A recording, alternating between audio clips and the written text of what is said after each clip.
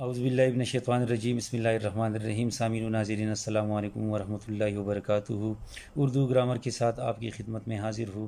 آپ سے گزارش ہے اس چینل کو سبسکرائب کریں، یہ ویڈیو لائک کریں اور ساتھ ساتھ آخر تک یہ ویڈیو دیکھیں تاکہ آج کی عنوان کے حوالے سے تمام باتیں آپ کی سمجھ میں اچھی طرح آ جائے۔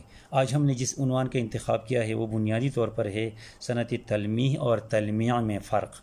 یہاں میں نے نہیں لکھا ہوا لیکن ان دونوں میں آج ہم فرق کریں گے کہ دونوں میں فرق کیا ہے۔ صنعت تلمیح یعنی ہے کے ساتھ اور صنعت تلمیع یعنی آخر میں آئین کے ساتھ۔ تو صنعت تلمیح سے مراد کیا ہے؟ جب کلام میں کوئی مذہبی، سیاسی، تاریخی یا اخلاقی واقعہ بیان کیا جاتا ہے تو اسے صنعت تلمیح کہا جاتا ہے۔ یعنی صنعت تلمیح میں کوئی واقعہ ہوتا ہے، چاہے یہ سیاسی ہو، تاریخی ہو یا اخلاقی حوالے سے ہو، کوئی بڑا واقعہ اس میں بیان کیا جاتا ہے تو اسے صنعت تلمیح کہتے ہیں۔ مثلا آ رہی ہے چاہے یوسف سے صدا، دوست یا توڑے ہے اور بھائی بہت، تو اس میں حضرت یوسف علیہ السلام کا وہ واقعہ بیان کیا گیا ہے کہ جب علیہ السلام کو کنویں میں ڈال دیا گیا تھا۔ جبکہ صنعت تلمیع یعنی آئین کے ساتھ جو ہے اس سے مراد کیا ہے؟ یعنی وہ کلام، یہ شعر بھی ہو سکتا ہے اور مصرع، جس کا ایک حصہ ایک زبان کا اور دوسرا حصہ کسی دوسری زبان کا ہو۔